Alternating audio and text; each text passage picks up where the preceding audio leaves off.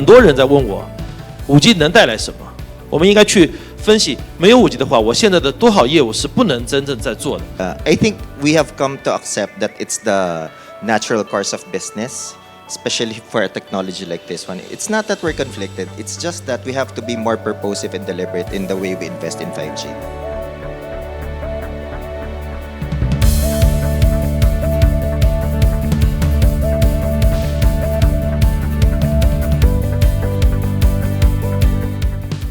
I think a good place to start is for each of you just to tell the crowd a little bit about who you are and what your role is. Should we start there? 非常荣幸有机会来到这个沙龙。我是来自中国移动杭州公司，负责网络建设、运维、优化的，主管网络这块的副总经理长期从事了整个5G 的整个网络的规划和建设工作。Good afternoon, I'm glad to be here. I am Darius Delgado. I'm the head of consumer mobile business in Globe Telecom in the Philippines. So it's been my second year in terms of my stint as the consumer mobile head. 2 years ago, I headed the consumer broadband business group of Globe Telecom as well. And before that, I had a tour of a lot of functions in Globe. So I think that makes me more fit in this role. But thank you. I'm so glad to be here. Thank you very much for joining us. And Jake, if you wouldn't mind. Sure, no problem. Yes, I'm Jake Saunders. I'm VP and Managing Director at ABI Research. We're a market research and telecom consulting company. I'm actually based in Singapore. I've been there this time around about 16 years. In fact, I also grew up in Singapore, so I know something about Asia, but there's still more to discover. I've had the rare privilege of coming to Mobile Congress Shanghai since it first opened. I've been here right to the beginning, though I did miss the bit during COVID, but it's fantastic to be back. Thank you. Thank you, Jake. Let's start off then. I think from what was said about Hangzhou and where you have progressed, there's been a lot of investment in that part of the world, in a real pride in building 5G out there. Could you talk a little bit about the journey that you got there as a group in there, and also how you were able to get the investment that you put into the network through very quickly to get a return? I think that's probably one of the key areas that everybody here wants to listen to. 谢谢 Sean。首先，我想分享整个杭州移动5G 发展历程。我觉得是有说不尽的话。杭州从2018年的2月2号开始开展5G 的这个规模事业，到现在已经经历了5年多。这5年来归结起来，要发展5G有几个方面可以跟大家分享的。第一方面呢，我是快速的建设一张无处不在、体验至佳的5G 网络。我们想让用户怎么感受到5G？最开始我们让我们的用户怎么去了解5G？首先就是让用户去体验到5G 的性能。因此，我记得建设之初，我们在杭州建设了很多5G 体验的千兆的盆景，毕竟是一个分散的点。我的印象特别深刻，我们做了一条1公里长的体验的路线，尤其是我们在疫情前，很多的运营商曾经到过杭州去体验过这条路线。19年我们在正式商用过程中，我们快速的在杭州城形成了1000平方公里的5G 网络，让用户感受到网络的无处不在。第二呢，杭州在5G 的建设过程中，我们采用的策略可能和其他的城市略有区别。我们快速的在城市的热点的区域，这些热点包括这个政府的大楼、酒店、商业中心，包括写字楼等等。我们快速利用我们全量的4G 的 DAS 系统来叠加5G，让用户感受到我走到哪里都有5G。另外一个，我们快速的实现了乡村一级的这个5G 覆盖，当时获取了700兆的频率。在中国，我们是最早的完成工信部点亮乡村行动的城市。到目前为止，我们已经覆盖了杭州城所有的地铁、所有的高速公路、所有的高铁，我们全部是完成了整个覆盖。所以，让杭州首先让大家感受到网络无处不在。我们利用我们中国移动强大的销售能力，推动了终端的成熟。在终端投入中，向用户来推荐更优惠、性能更优的这个5G 终端。真正用户使用到5G 的时候呢，感知到的是一个比较良好的一个体验。第三方面呢，我们是利用整个的营销能力打造了一系列的套餐。这个套餐涵盖了从28元资费的套餐到288元的这个资费套餐，让所有不同消费层级的用户能够感受到使用上5G。最后呢，我们也是利用5G 的这3大性能，我们在机器连接、高可靠、低时延方面做得不够，但是我们在不停的努力去推动我们5G 走向个人，再走向我们的千行百业、我们的社会治理等等方面，所以这是我可以分享的东西。谢谢。Thank you very much indeed. That's fantastic. Darius, Philippines. It's an exciting market from a 5G point of view at the moment. And I think certainly when I spoke to some of your colleagues at MWC in Barcelona, yeah, there was a lot of excitement about what was going on in Philippines in 5G. Talk a little bit about where you're up to, how you're making money out of it, and what consumers are attracted to in 5G. Okay, so but before I answer that question, I'm so interested in learning about the economics behind Hangzhou becoming the first 5G smart city in China. And that's the struggle actually in the Philippines, where the private sector, especially the operators, actually fund it ourselves. We don't have subsidy from the government. And you also have a burgeoning 4G business that you need to take care of, where a lot of the assets have been invested. We haven't really monetized everything. And here comes 5G, amidst the lack of proliferation of 5G devices versus 4G, and you need to invest in it, because if you don't do it, you'll miss the bus. So it's a tight rope, and it's a tight balance that we need to do. Like making money off of 4G, investing it in 5G, 5G earning its keep, and 5G becoming profitable. So it's kind of difficult, but yes, agree with you that it's an exciting time for 5G in the Philippines, because in Globe alone, versus 2021, the number of devices that we have found in the network actually tripled since 2021. So that's just less than 2 years ago. Consequentially, also, the number of 5G devices latching on the network or actually having 5G usage tripled as well. And when you look at the penetration of 5G users in our loader or active base, it has tripled since then. Right. So when you look at the ARPU, especially in postpaid, it has increased. The plan mix has increased tremendously by more than 50%. Wow. So prepaid, not so much, but postpaid customers are really the early adopters. So it's a sign of great things to come for prepaid. And prepaid in the next few years will actually mimic the same trajectory, growth trajectory that we are enjoying in postpaid. And when you look at the ARPUs, 1/3 or 1/4 of the ARPUs of Globe customers come from 5G already. Right. So it's great growth, even though we have invested solely in it, while balancing off or trading off investments in 4G in particular areas. And I think the reason why it has just tripled, because I believe in 5G so much, I believe in the near future it should not just be ×3, it should be ×5, ×10. Really high multiples of growth. But I think the main challenge that's being encountered by all of the operators inside this room perhaps is that there's no killer app for 5G. And yet you need to make investments in the supply because you don't want to be left behind. No. So what we have done, given the challenge, is that most of the basics across the value chain we focused on. Firstly, network. Unlike your story, which is admirable, by the way, where all of the supply of 5G came in before the demand followed, we are very purposive and deliberate in where we plant the seeds in terms of 5G sites. Because we are also scared not being able to ROI on it the same way that we are ROIing on 4G. So it's always a toss between, in this territory, do you want 5G sites or do you want 4G sites?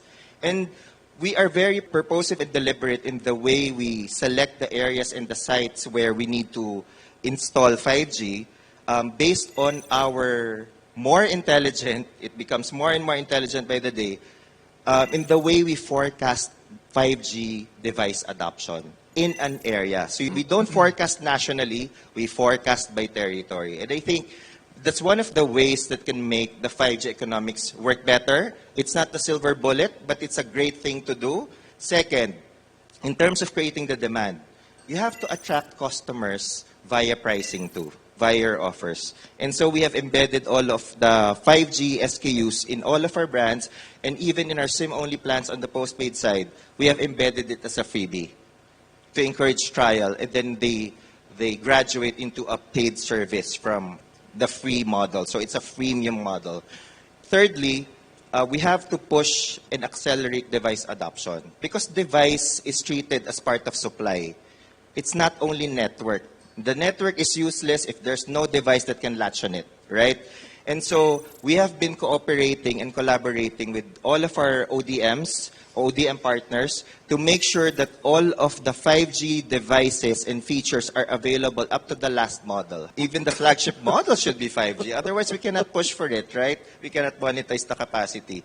At the same time, we have learned that the open channel in the Philippines, the non-Samsung, non-Huawei, and non-Apple stores, and non-Globe stores, the trade actually overtakes us in terms of device sales. And the reason behind that is that there are installment options. There are credit options. So as part of the Globe Group, we have Mint, which is GCash, which is a great fintech company. We have partnered with them in terms of giving credit options via G-Loans, G-Gives, and G-Credit. And so there's a more accessible way for customers to actually buy the device. And we have also offered zero interest plans working with the credit card companies. So that lowers the barrier to entry in terms of the purchase price or the cost of the device for the customers. Lastly, it's a lot of marketing play. Yeah. Lot of flexing, marketing clout investment. We leverage on our clout as the leader in MDS or mobile data services in the country. We were the ones whom Facebook or Meta now and Netflix partnered in the Philippines to make MDS a burgeoning and a really big business that it is today. So we are the preferred partners of content partners, our content companies in the Philippines. So we leverage on that. So any immersive experience we brand as 5G. We even invented the metaverse-like platform with a certain agency. It's not the metaverse that you saw earlier. That's so much more sophisticated. We will get there in a few years' time. But having that marketing spin to offer an immersive experience to the customer and ascribing that experience to be only available and possible via a 5G device works wonders to the customer. It's not that we're lying to the customer.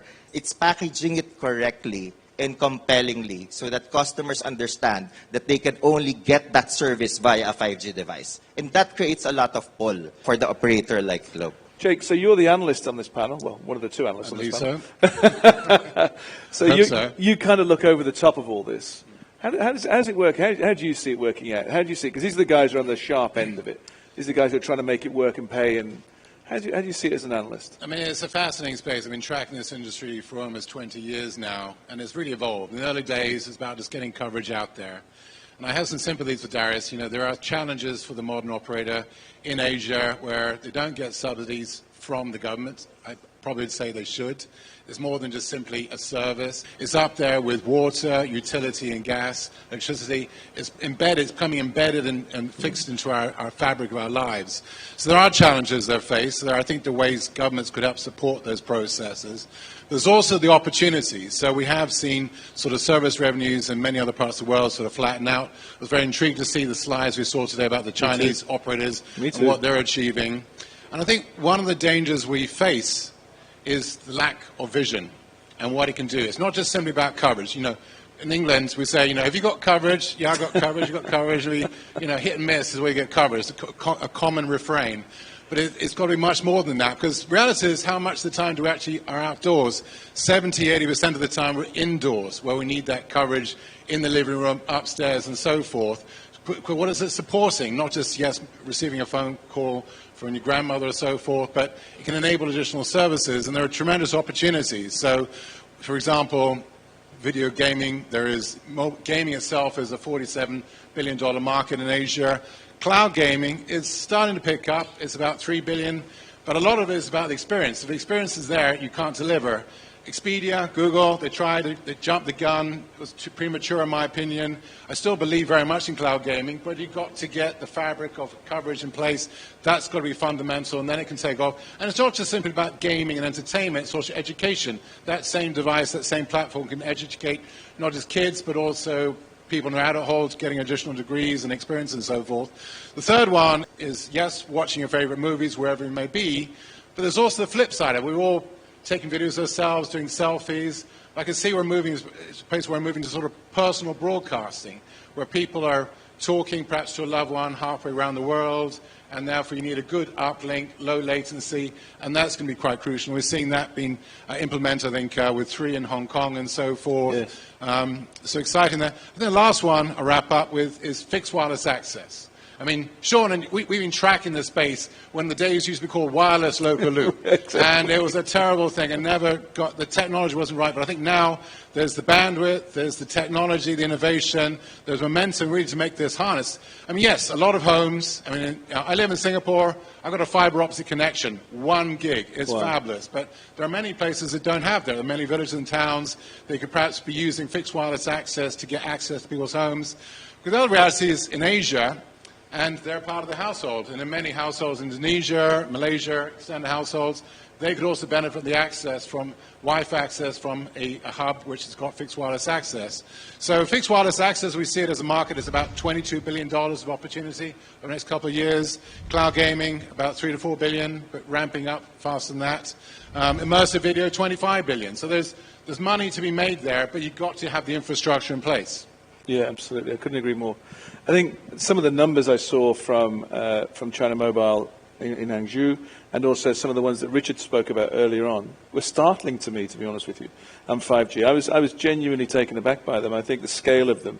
Perhaps, if you wouldn't mind telling us, how did you move from 5% to 10% to nearly 35% of your traffic now on 5G? What were the triggers? Can you remember that, or was it a very gradual base change? 从我的感觉来讲，网络的覆盖其实还是驱动我们流量增幅的一个非常关键的因素，让用户感到哪里都有 5G 网络，用户的所有的使用才会驻留在 5G 网络上。所以说我们在做好网络覆盖的同时，我们也跟进了网络的整体的优化，让我们更优质的终端在这个网络侧能够更多的时间在驻留在 5G 网络上，这是我觉得从网络上能做的。第二块是流量的驱动，刚才2位嘉宾也讲过，5G 带来了什么，很多应用也可能在世界上可以用，但我的观点恰恰相反，我都觉得5G 它很多的我们现在的短视频直播业务，在杭州的这个角角落落，在杭州最著名的西湖边，你随处可以看到的直播的游客也好，还有包括我们的用户也好，他甚至不是用一个5G 终端在直播，他可能同时用3个、4个终端在直播。如果是4G 网络，如果没有5G 网络，那我们现在有多少业务是不能做的？这个业务的趋势才是真正能够让我们感受到 5G 给我们带来了很多业务的发展，运营商收入的增加，包括我们用户体验感提升。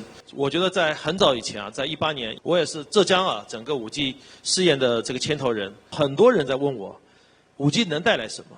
那现在我就觉得我们应该更多的去讨论，没有5G 的话，我现在的多少业务是不能真正在做的，包括我们现在杭州的地铁里有人在做直播，我们已经全量5G 覆盖，很多人在做直播，包括我们在一些这个应急的情况下，我的所有的这个地铁也好，交通枢纽也好，我都能够确保我们的这个用户他能够跟家人做好很好的一些视频的连接和沟通。最主要讲网络和业务的驱动，真正来给我们企业带来5G 快速发展，给企业实现价值变现的这个主要的一方面的因素。Thank you. Darius, perhaps just to finish this section off before we go and ask some voting.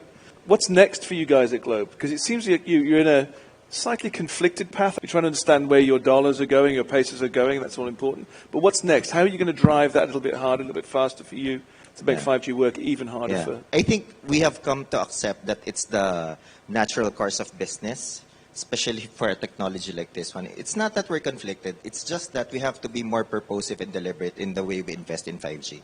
And it's not for a lack of vision, but it's really more, where do you spend your money so you can have monies to invest in the future? Because it's so irresponsible to put all your eggs now, right? And I think as a responsible businessman like myself, that's priority. That's paramount to get protected.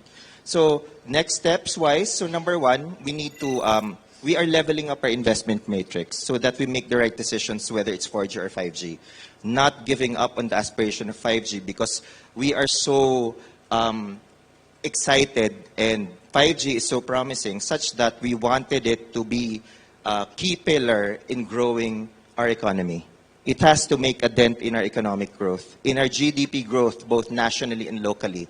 The way 4G has revolutionized the business. We want 5G to do that as well. So we're keeping our hopes high, and we have a strategy to make that happen. It may be long tail, but it's something that we need to do. So more purposive on the builds. Secondly, we have to make sure that we invest in future capabilities.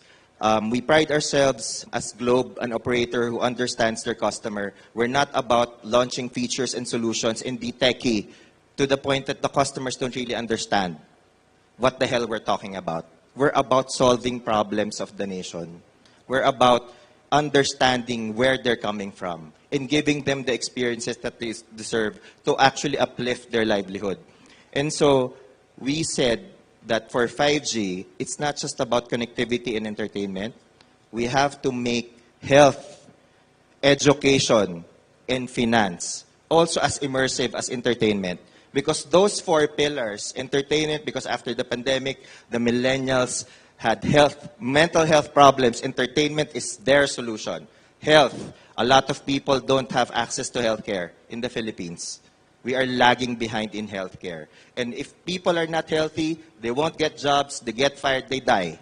Their families won't survive, right? So it's so fundamental, such that we cannot not play in health. And we have a portfolio company called Consulta. Hopefully our next unicorn after GCash or Mint. Right. So can you just imagine a more immersive teleconsult or video consult on Consulta MD with 5G? So we're elevating the experience. So they don't need to go to the hospital to go physically to the doctors, because that immersive experience, enabled only by 5G, can actually make the experience work at home. So finance or fintech, making GCash the wallet of all live sellers. There's a gig economy phenomenon across the world, right, after the pandemic. The part-time workers, the jobbers, those are the customers that we need to serve. Can you just imagine if we convert the open channel or the Changes or the flea markets that you know into live selling, enabled by GCash and enabled by 5G? That's an immersive, transformative experience for those informal businessmen, right? And gig economy workers. And lastly, education. So not just providing connectivity so that they can learn from home, it's also partnering with the likes of LGU Plus, one of my favorite operators in the world, because they have this children's library that's so immersive that can actually be pivotal in enriching the learning in the Philippines. And that content, coupled with a defining 5G service, can actually uplift my nation, our nation. So we're all about nation building, and we want 5G to be at the forefront of that. That's fantastic. Thank you very much. A very noble thing to do indeed. Thank you, Darius.